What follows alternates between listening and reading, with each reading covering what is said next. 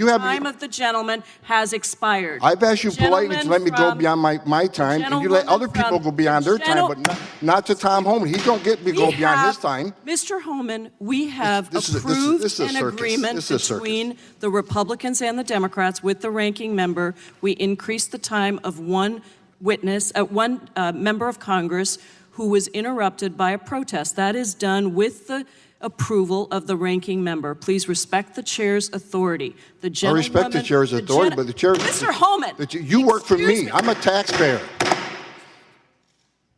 I'm a taxpayer. You work for me. So this old clip, this 5-year-old clip that you just saw was Tom Homan going against this deranged congresswoman, Jayapal, something like that. But she's trying to cut him off. They're over here crying, bitching about ICE having families in detention, and when he starts to talk, oh, your time is up, stop talking, shut up immediately because I'm this elitist congresswoman. You have to do what I say. So as you can see, Tom Homan is a right man for the job. Tom Homan is the perfect guy for Trump to pick because he's been dealing with this for a long time. He's been at this for years, combating these deranged leftists trying to use emotional games, emotional tactics to shut off any opposition, because remember, they're bought and paid for by Big Ag, who like to use illegal immigration for cheap labor, and they have other nefarious reasons for letting illegal immigrants flood in the country, like congressional seats in Texas and other swing states, letting illegal immigrants vote. So Tom Homan has been dealing with these fools for years, but they're still at it. They're still running these same games because now Donald Trump is coming back in, and his deportation and border policies are going to be, I don't give a damn about you tugging at heartstrings. I don't give a damn about you trying to emotionally manipulate me, talking about, oh, what about the children? Oh, the children. You can't deport families. This is so bad. You can't put the kids in the cages. Look, those parents or whoever the hell brought or sent those children here, they put these kids in this position. These people cross the border illegally with children. Then when they get separated, even though some of them intentionally separate these children and some of them are not related to these children at all, they just use them as tools to get in because leftists and Biden them let them in. Oh, you got children, come on in. But when they get separated, they start crying, oh, this is racist. How dare you put the kids in cages? How dare you arrest these illegal immigrant criminals? They got children. You got to let them do whatever they want because they have children. And if you separate the children, you're racist. So we're going to take a look at some excerpts from a CBS News clip and ABC News clip. Now, we know ABC News, CBS News, those are two of the worst, probably the two worst, worse than CNN in terms of Trump derangement syndrome. These people are lunatics. So we're going to look at some excerpts of these people crying about, oh, what about the children? This is inhumane. You can't do this. You can't deport families. They got children. What about the anchor babies? But let's take a look. Homan oversaw the zero tolerance policy under Trump that saw about 4,000 children separated from their parents at the border. Homan is responding to some of those critics during the first time who said that that's just inhumane treatment, saying these immigrants are the ones putting their family at risk when they sign up to cross over the U.S.-Mexico border illegally. We know that some immigration advocates like Unidos, the CEO there, wrote to Congress saying that these zero tolerance policies will not just wreak havoc on American families, Latino families, but also the U.S. economy. Janet Murga, who is the CEO of Unidos, wrote to the Senate Judiciary Committee saying that this could cost the U.S. economy around $1.6 trillion, her estimation, just in the loss of worker, the cost to implement these policies, and ultimately how it could devastate the family, the Latino family here in the United States. The incoming Trump administration has signaled a return to its previous immigration policies, including family detentions, which could put undocumented children in ICE detention centers. Incoming families seeking asylum will be sent to a facility that's prison-like that will hold those individuals in those family units until they go through the court system. Pedro Rios with the American Friends Service Committee has lobbied against detaining migrants seeking asylum.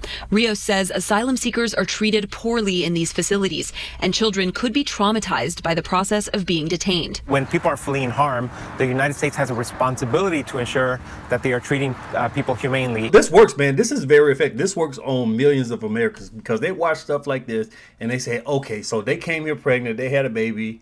So the mom is an illegal immigrant, the dad is a member of Trinidad, something like that. But they just had a baby on American soil, so therefore they get to stay. If you deport this illegal criminal gang member and the mom, maybe she's involved too. If you deport them, what about the child? The child was born on American soil. Therefore, these two illegal immigrant parents, you need to let them stay. You gotta let them stay. Damn the law. Let's let them stay. That's their tactic. But Tom Homan is like, look, family can be separated together. We're not playing this game. We're not falling for your emotional manipulation. So if the parent want to stay here, you have an American citizen child and birthright citizenship and all that, that's a different video because we really need to talk about that. But if the parents are deported, they can take the child with them. Nobody said, okay, we're going to hold your child hostage. We're going to send you back to wherever the hell you came from, Middle East, China, Venezuela. We're going to send you back. You had this child here. Take your child with you. That's the choice. Oh, my child's an American citizen. Oh, well, you going to leave the child here? It's your choice, but we're not falling for this game. This is what the Democrats are trying to run on people, and it's not going to work. Not with Tom Homan, not with Donald Trump, not this time. But the left always runs these emotional arguments, and they ignore the facts about who the real victims are, who's really at risk, because what's happening is we have, according to Homeland Security, damn near 300,000 missing children, and the Democrats are trying to dispute that number, talking about Homeland Security must have made some mistake and all of that. But we have missing children. We know a lot of these young girls disappear. Sex trafficking. In fact, parents, the mothers in Latin America, when they send their daughters up with coyotes, they send them up to America, 12, 13 years old, they put their daughters on birth control for the journey to the United States because they know that there's a very high chance that their daughter is going to be raped multiple times and might even end up as a sex trafficked slave. Who knows? But the Democrats, they don't want to talk about that. But all of a sudden, we have hundreds of thousands of missing children. The boys are being forced into labor, forced to sell drugs and do all types of other crime. And some of them are sold to some of these violent criminals too. And I always said for years that a lot of these missing children end up as sex slaves like Epstein Island or somewhere because they have no name, they have no face in terms of United States, in terms of like an APB looking for them. No name, no face. So you take some child who nobody knows about, we have no record of them. So if they pop up missing, nobody has a clue. So they'll end up as a sex slave on Diddy Island, Epstein Island, somewhere like that. Maybe in Asia somewhere as a sex slave. And we have no idea. We know they're missing children. We just don't know their names, don't know their faces. They don't have a social security number or anything like that to track.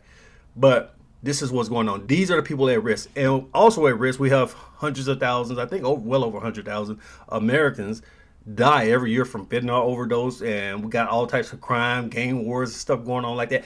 That's the result of a wide open border. That's the result of Democrat-led border policies. And they don't want to talk about it. They want to run an emotional manipulation game, and they want to let illegal immigrants in so they can get some votes and so they can get those lobbyists in D.C. happy so they can get some quote-unquote campaign donations from the gigantic farming industries who pay Democrats in Congress to open the border so they can get cheap labor. It's all a game, and they don't give a flying fuck about the children. That's the truth about it. And they don't care about the people ODing and dying from fentanyl. They act like they do, but they don't care. So we have all this child exploitation. And that's the thing that Tom Homan is talking about. He's trying to save lives, save the children. And he's trying to put a stop to that. This is what Donald Trump wants to do. This is what the America First agenda is about. People talking about, oh, this is just racism and hatred. No, first of all, we need to enforce the laws in our government. We need to shut these Democrats down, try to flip swing states by bringing in non-American citizens to vote for them by spending billions and billions of dollars in freebies on them. And we need to shut down the drug flow, the gang violence, the sex trafficking. All of that stuff needs to cease. So let's take a look at Tom Homan going off on the cartels, going off on the Democrats. Let's just see this man go complete nuclear at Turning Point USA, this event a couple of days ago. People always ask me why I take this so seriously. And people say Tom Homan's a racist, Tom Homan's a national. Say whatever you want. I don't give a shit.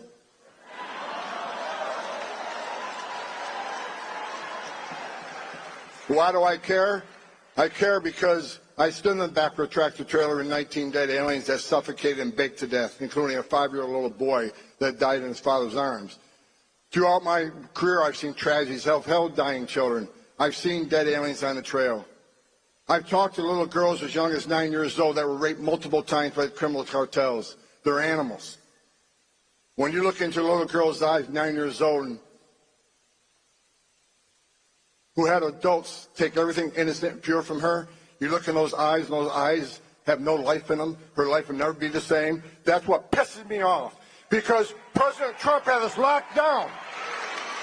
He had it locked down. And this administration came in and unlocked it. People die on the border every day. Women are sex trafficked in this country every day. That's why I'm pissed off. And that's why the best day of my life was President Trump getting reelected to save lives. A secure border saves lives. It isn't rocket science. Out of the gate, day one, we're going to focus on public safety threats and national security threats. They're first. They're coming first. In Tren de Agua, your days are numbered. My gang's bigger than your gang. And we're going to take you out of the country. We're going to port you out of here. Who do you think you are, coming to the greatest nation on earth and victimizing Americans in this country? Your days are numbered. You're number one on the list. MS-13, you're right behind them. So again, if these detention centers, family detention centers, if they're so cruel, if they're so inhumane, oh, it looks like a prison. The children are traumatized. If it's so bad, what do you want to do? You just want to let them in? Let everybody in? Oh, we can't send them to a family detention center. We can't separate the families, therefore just let them in. Let the drugs flow, let the crime flow, let the sex trafficking keep going. Is that what the Democrats are proposing? These guys are sick, man. But Tom Homan, the line to remember, the headlines everywhere, my gang is bigger than yours, to the cartels, because he's going to go shut them down. And this guy ain't playing. There's going to be no mercy with this stuff, man. It might get pretty nasty. I showed that clip a couple of weeks ago with Donald Trump talking about he might use special forces, naval assets, stuff like that to combat these cartels, because it is a real national security risk. You can spend billions and billions of dollars in Ukraine, Israel, fighting against Yemen, Hamas, trying to weaken Russia. But the Democrats have a problem when it comes to securing the United States' own border. Oh, it's too much money. But let's send $100 billion, $200 billion to Zelensky. Crazy, man. So this emotional manipulation will fail. Donald Trump, Tom Homan, they gonna handle it. And all of these children in trouble, there is hope. There's light at the end of the tunnel. Hopefully we can get a whole lot of these lives saved. So let me know what you guys think about this. Like, share, and subscribe if you want more honest conservative commentary. I'll see you in the next one. Peace.